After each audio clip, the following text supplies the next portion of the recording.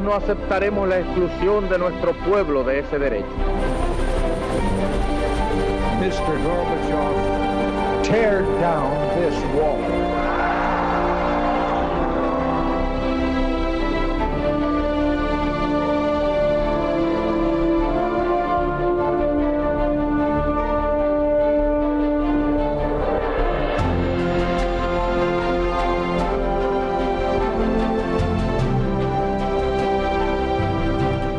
Buenas noches, señoras y señores.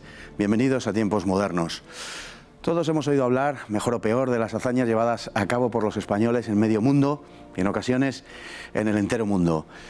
O eso creíamos, porque hay algunas hazañas en que los intereses hispanos no se agotaron en la empresa de América, con ser esta la más importante, ni mucho menos. ¿Sabía usted que los castellanos planearon en el siglo XVI nada menos que la conquista de China? Sí, de China. Nada extraña que Nietzsche se refiriera un día a nuestro pueblo como aquel que quiso ser demasiado. Esta es su historia, esta es nuestra historia. En pleno siglo XVI, la pretensión hispana de asentarse en la región de las Islas de las Especias había llevado a la conquista de las Islas Filipinas. En la década de los 70, los españoles ya estaban firmemente instalados en el archipiélago. Desde allí, el gobernador Francisco de Sande concibió el proyecto de invadir China. Una locura que lo parecía menos de acuerdo a los cálculos que los españoles se hacían. Si Cortés pudo conquistar un imperio como el azteca con un puñado de hombres, bastaría una tropa de unos 15.000 españoles y unos 6.000 japoneses para acabar con el pújate imperio chino. Los castellanos se sentían con derecho a sustituir a los portugueses, que hasta entonces dominaban aquella región del mundo. Detener la expansión musulmana en el Índico Oriental, algo de lo que los portugueses ya no parecían capaces, y comerciar con los chinos, quienes estaban interesados en la plata mexicana. Pero Felipe II no estaba dispuesto a subordinar los intereses de Portugal a los de Castilla, de modo que aquella pretensión de los disparatados españoles del archipiélago, que llevaba el nombre del rey de España de invadir China, debía ser olvidada. Defender los intereses portugueses no fue la única razón. Por esas fechas los ingleses comenzaban también a exasperar al monarca español, quien concibió el proyecto de la Gran Armada para frenarles. El esfuerzo que ésta exigió daría unos años después el golpe de gracia al proyecto de invasión de China, que coincidió fatalmente con la malograda expedición a través del Canal de la Mancha. Además, aunque la colonia española en Filipinas insistió en sus propósitos, se encontró con un adversario tan poderoso como la propia corona, la Iglesia. Con la tarea misional en manos de los jesuitas, poca ayuda cabía esperar. Entregados a su propósito con enorme celo, estos tenían el propósito de evangelizar China, convenciendo a la élite social y sumergiéndose en la cultura del país según su habitual proceder, algo que exigía el respeto de sus costumbres, así como evitar todo agravio. Las razones de tipo moral y religiosas eran esenciales para justificar el emprendimiento de la aventura. Privados de ellas, aquellos españoles hubieron de resignarse.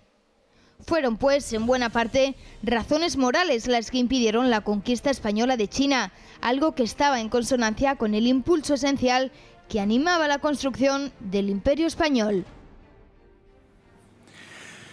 Bueno, y para hablar de esto tenemos hoy con nosotros esta noche a don Pedro Insúa, filósofo, profesor, que es uno de los pocos que se ha ocupado de estos asuntos, de este asunto concretamente de la empresa de China, de la aventura de China en el siglo XVI, lo cual ya pues merece una mención muy particular a don Pedro, ¿no?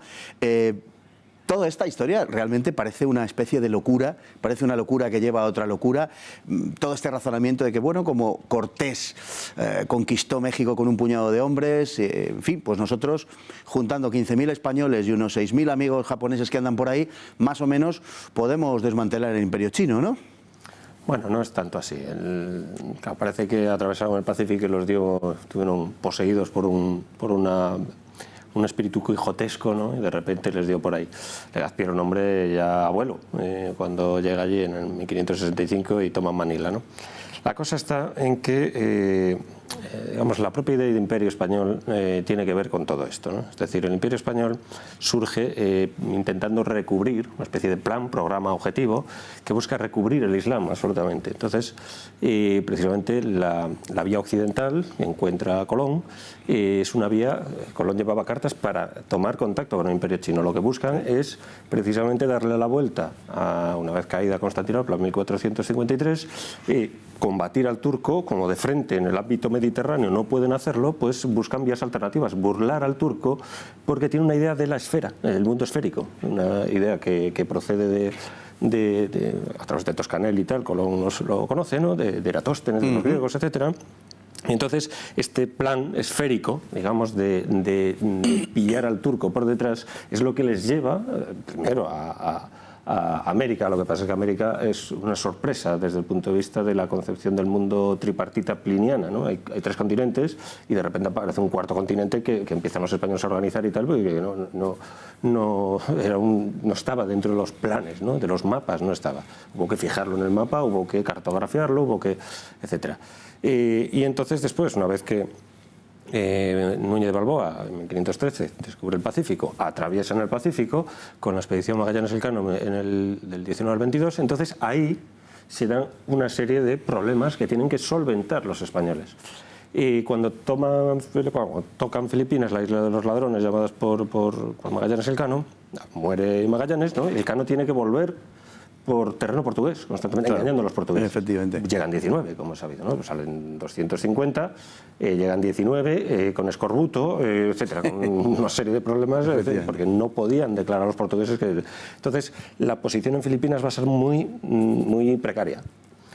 Habrá 5 expediciones, porque podían ir desde Nueva España a Filipinas, pero no podían regresar. El tornaviaje famoso, que era imposible. No era posible, entonces no conseguían averiguarlo después de 5 expediciones. Entonces, entre otras, muere Elcano en una de ellas, en la de Loaiza, etc. Sí. Entonces, finalmente es Urdaneta, que es un agustino, el que consigue establecer la vía de vuelta desde Filipinas a Nueva España. Entonces ahí se pone una posición estable en Filipinas por primera vez. Y la intención ya, yendo Urdaneta engañado en esto, Legazpi Velasco, el virrey de Nueva España, Velasco, mete unas ordenanzas en la expedición de Legazpi y en su expedición, unas ordenanzas que tienen que abrir ya una vez engolfados, como decían ellos, ya metidos en el mar, tienen que abrir esas ordenanzas, y las ordenanzas tenían prohibido ir a Filipinas, porque se suponía, y aquí está el tema, que aquella región era portuguesa. Se produce un problema una vez que llegan a Filipinas los españoles en la expedición de Legazpi Elcano, el problema del llamado antimeridiano, es decir, sí. Claro, en Tordesillas, en 1494, se había dividido la Tierra en una semiesfera, ¿no?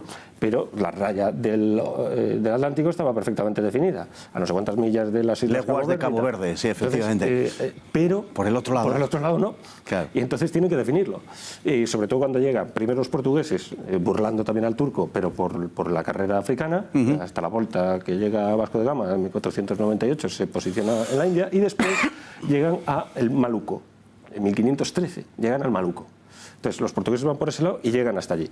Los españoles van por el otro y llegan hasta allí, 1519, 1522. Y entonces, una vez que se encuentran, tienen que definir por dónde va la raya de famosa. Entonces hay toda una serie de disputas. Se firma el Tratado de Zaragoza en 1529, que es el gemelo, digamos, de Tordesillas, pero para determinar la raya, el antimeridiano llamado.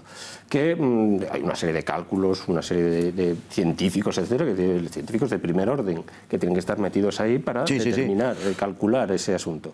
Y entonces, pues bueno, lo calculan, más o menos como entienden ellos que es, favorable en general a España en todo esto. Claro, es el imperio poderoso en este punto, ¿no? Entonces se ve ahí todo el 1560, o sea, todo el proceso, como España se ve favorecida en los cálculos científicos, para que se vea que las ciencias no son neutras, los cálculos científicos de los matemáticos, etcétera, casi siempre barrían a favor de España. Entonces, ahí tiene unas disputas importantes. Por dónde quedan las Filipinas, dónde quedan las Malucas, etcétera. Al final Maluco pertenece a España y se lo vende a Portugal. Sí. Lo que pasa, hay un asunto importante que has apuntado, ¿no? Una de las razones que Francisco de Sande, a la hora de vender su proyecto, aduce es que Portugal no tiene potencia para enfrentarse a la expansión del Islam y Castilla sí. Se apunta en el sentido que tú sí, decías, ¿no? Vamos a ver, una de las cosas que ocurre es que se encuentran de nuevo con el Islam y además es por eso que detectan que han dado la vuelta, precisamente por eso, ¿no? Un intérprete que iba con Magallanes se da cuenta que empieza a sonar lengua que empieza a reconocer, lenguajes que empiezan a reconocer. Y entonces se encuentra con el Islam. Pero el tema aquí está en que esa posición, la que finalmente consagra el Legazpi, tiene dos puntos estratégicos, geoestratégicos de establecimiento. O bien se establecen en Cebú para explotar el Maluco, y entonces ahí la venta que se le hacen en el Tratado de Zaragoza a Portugal, del Maluco, que eran las islas que valían la especiería, porque ahí salían las especias y tal, y era el negocio, que darse cuenta que cuando llega la nao Vitoria llega llena de clavo, y con las ventas que produce salda un montón de deudas Carlos V, etcétera, etcétera. La especie era una... Pero el Maluco es a donde van también desde el punto de vista comercial. Pero por centrar un momento la cuestión, llama la atención en toda esta historia el hecho de que los españoles contaban con los japoneses por la enemistad entre los japoneses y los chinos, pero ¿cuál era, digamos, el grado de cercanía entre los españoles y los japoneses? Llama la atención esa amistad, ¿no? Sí, bueno, porque vamos a ver, en cuanto llegan a China, al tomar contacto con China, efectivamente, vamos a ver, la cosa estaba en que si se posicionaban en Cebú era porque se querían volcar hacia el Maluco. ¿Qué pasa? Que no se posicionan en Cebú, se posicionan finalmente en Manila, que estaba rodeado de chinos. Manila era un puerto ya moro que comerciaba con chinos. Entonces ahí eso da estabilidad, porque aún estaba muy en precario, a pesar de tener la vuelta. Legazpi está muy en precario. En 1573 conquista Manila y la refunda, vamos. Y entonces, ahí, gracias al comercio chino, tiene esa posición, gana estabilidad, porque si no, estaban completamente en precario. Estaban que los indios huían de ellos, no podían comerciar, etc. Entonces, ahí se mantiene una posición de fuerza y entonces, inmediatamente ya lo que buscan es saltar a la China. Hacer de Filipinas la misma estructura que las Antillas para América. Lo mismo, la misma situación geoestratégica. Y entonces ahí, claro, empiezan a explorar, hay 3 expediciones a China. Perdón, Pedro, es que nos queda un minuto. Nos queda un minuto. Te digo, me interesaría simplemente, nos queda un minuto, pues en poco más de 30 segundos, esa cara de Felipe II como hombre, en fin, el demonio del mediodía, etcétera, que sin embargo tiene en cuenta los intereses de Portugal a la hora de la expansión castellana en la zona, que los castellanos le requieren para que apoye su empresa de China, pero que una de las razones que él aduce es precisamente los derechos de Portugal. Sí, los derechos de Portugal y sobre todo renuncia finalmente, Felipe II renuncia a la conquista que le ofrecen tanto Sande como los jesuitas, Alonso Sánchez, etcétera, entre sí, con pugnas entre sí, por no dañar la estabilidad que ya habían ganado los jesuitas italianos con Mateo Ricci y tal, que dependían de Portugal y de España en cualquier caso. Y entonces pero las disputas, hay cañonazos, entre portugueses y españoles hay cañonazos, con Legazpi, y un portugués por allí le dice que aquello es suyo, etcétera. O sea, las disputas entre Portugal y España, a pesar de que finalmente se disuelven más o menos esas disputas, porque en 1580 Portugal es anexionada por parte de España, pero en aquella zona, precisamente en la zona de la raya del antimeridiano, ahí las disputas siguen. Eso prueba de que Felipe II fue muy respetuoso con los fueros y las leyes portuguesas. Pues muchísimas gracias, don Pedro. La verdad es que esto da para muchísimo más, da para otro programa. Creo que lo tendremos que abordar. Además, espero contar con su presencia más adelante, porque es usted especialista en una serie de temas que son poco usuales y, por tanto, le agradezco especialmente su presencia esta noche y le emplazo públicamente a que se comprometa a volver por aquí con nosotros, que estaremos muy honrados, de verdad. Pues muy encantadísimo, ya sabes, Fernando. Pues le tomo la palabra. Le tomo la palabra. Y a todos ustedes les emplazo para mañana una nueva entrega de Tiempos Modernos. Hasta mañana, pues, si Dios quiere.